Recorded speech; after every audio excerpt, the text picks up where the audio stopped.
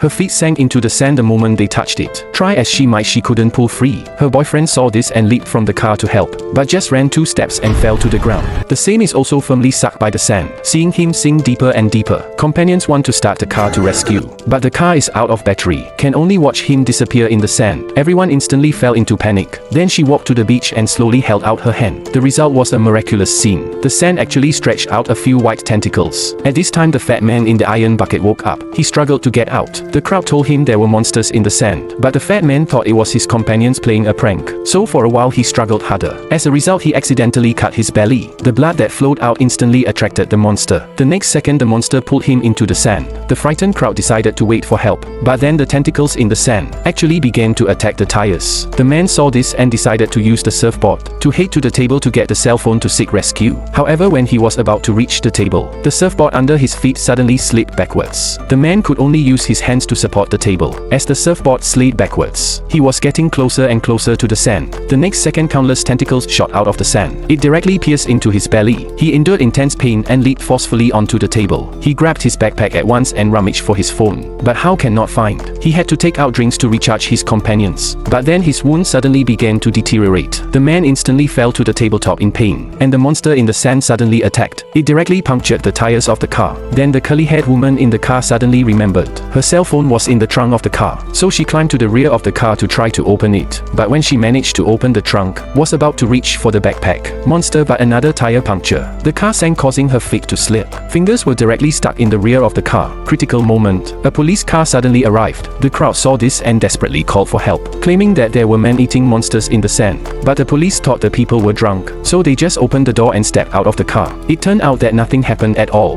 This made the cop even more sure that a few people were drunk. But then his keys suddenly fell off. He subconsciously reached out to pick them up, but the next second she was tightly sucked by the monster.